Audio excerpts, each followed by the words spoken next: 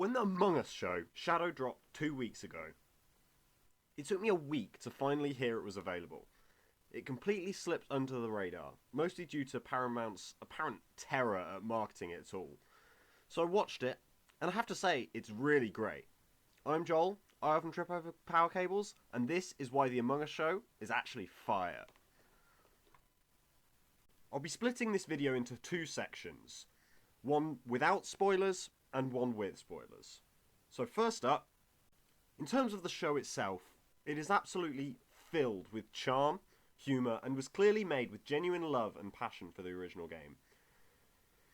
Of course, the elephant in the room is the voice acting, and it was all excellent. It's got an insanely stacked cast for an adaptation of an indie game, even if Among Us is well beyond that at this point. It's fair to assume that the budget was pretty high given the animation quality and cast. Of course, the biggest star is Frodo Baggins himself, Elijah Wood, who plays Green. Hearing that he was voicing one of this particular group of our favourite bean space avatars was what convinced me to watch the first episode for free on YouTube. Green is easily my second favourite character. Some of the best jokes in the entire show come from his unpaid intern and worm farmer shtick, and Elijah Wood does an incredible job voicing him. Then, Purple is voiced by Ashley Johnson, known for this main character in a masterpiece I've never played, this background character in a masterpiece I have played, and that one waiter who was a weirdly big part in the original Avengers movie. She does a really great job, getting some of the most range to work with throughout the show. Then Red is voiced by Randall Park, who I only knew from playing the third best character to come from the Ant-Man trilogy, Jimmy Woo, behind Scott and Lewis of course. Red is great fun, completely idiotic and useless, also known as my favourite archetype to give to a character with huge responsibilities. Cyan is voiced by Kimiko Glenn. Kimiko Glenn is known for playing Penny Parker in the best film ever made. Her optimism is hilariously brilliant, and she's probably my third favourite. And not just because she shares a voice actor with literal peak. Blue is voiced by Dan Stevens, who I only barely recognise from the Beauty and the Beast remake, but his role is hilarious, even if the funniest part is usually the other crewmates' reactions to what he says. But his delivery is absolutely spot on. Closing out the characters that stuck out to me, Lime is my favourite. Voiced by Ned from Jurassic Park, Wayne Knight, the crackpot conspiracy theories and actual nonsense leaving his lips made even better by his incredible voice acting and hyper-expressive animations, so that everything he says or does is comedy gold. The other 5 characters are all solid too. Excellent voice acting, but I don't think they're given as much to work with throughout in terms of comedy, screen time, or personalities. Next, the humour is brilliant. You've heard it before. It's no Taskmaster or Clue level masterpiece, but very solid throughout, and one of the most consistently funny scripted comedy shows I've seen. It's more consistent than Big Bang Theory and Friends, Simpsons, or Family Guy, or at least the later series of those. Though I'd say it doesn't quite have as many full-on laugh-out-loud moments as any of those. Probably because it's only 10 episodes long. There are some excellent visual gags that are often even better than the jokes being said out loud. As I mentioned, there's genuine passion behind the project, full of references to the game, several references to Henry Stickmin, which I like significantly more than Among Us, and I have to say, we need a show of that absolute masterpiece next. The animation is really solid and fluid. When I first saw the trailer, I thought it looked a bit cheap, but after watching the show, it doesn't look like that at all. Now for the spoiler stuff.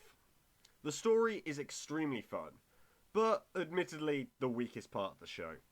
It would have been better if there was an even greater emphasis on the comedy and the mystery, in my opinion. The Purple and Red ex-friendship, Green and Red's captain-intern relationship didn't really work for me, but I didn't mind Grey absolutely hating on Cyan, as it was really funny. I still enjoy the story, but I think it would have worked slightly better if they prioritised the suspicion between the characters and the voting system. I kinda didn't like the death order. I feel like White, Blue and Lime all had a lot of potential for humour that wasn't fully acted upon, given that they died so early. I think I would have liked it more if the first 3 or so episodes had no murders at all, to lull characters into a false sense of security, with a few more votes than ejections in the later episodes to make up for it. Because there really were only 2 proper ejections, being orange and yellow, and only 2 real discussion times, being yellow and green. Setting-wise, admin, navigation, shields and weapons are all pretty underused, and they're some of the coolest ruins on the Skeld, so it was a little bit disappointing, but really doesn't matter that much. Of course, it works how it is, and it works really well, but the funniest characters getting the boot, with the exception of Green, did make for the final 2 episodes being the weakest of the bunch, in my opinion. At least comedy-wise. I think Green being the final big bad worked. The hints are there from the beginning, if you keep an eye out. But he has seemingly obvious alibis for at least 2 murders, Brown and Sire, which I've learnt since watching is explained by the alien exiting Green's body into a vent when he needs to kill, which is a cute way of explaining why he never got caught. As to not end on a lower note, the deaths are hilariously over the top. So much so that they deserve a mini ranking. In last place, Cyan. It's off screen and is more or less just a dead body. We have Orange. Overall, she is just an alien exploding. Nothing special, but the windscreen wipers afterwards were pretty funny. Here onwards, the deaths get really good. In 7th is Green. The resulting mess is chaotically over the top, and his final line is brilliant. At 6 is Brown, which is only here because it's a bit of a mercy killing and kinda sad. He's utterly sliced in half, and seeing him accept it is kinda sad, but still weirdly funny due to how over the top it is, particularly the pizza cutter left in his skull. At 5, we have Yellow. The death itself is pretty basic, just freezing in space, but the additional middle fingers after being voted out is just perfect, and I really enjoy the voting scene that caused it. It comes straight out of the video game. At 4, we've got Blue. His death is mostly off screen, but I love the cliche of learning something important then immediately getting killed off, even if it is done better later in the series. Death by having his face ripped off is perfectly fitting and hilarious for the character entirely characterised by being hot and smart. At 3, we have White, the classic half body, straight out of the game, and the reveal is pretty comedic while also being perfectly dramatic. The blood splurting everywhere is amazingly over the top, and the extra detail of it landing on the sign, Chef's Kiss. And our runner-up is Lime. He gets run through, and then Orange pauses for a second and decides to rip his entire front off, in incredibly ridiculous fashion. The cherry on top is the sausage roll rolling into the blood, and Orange's nonchalant reaction is just perfect. And lastly, Black.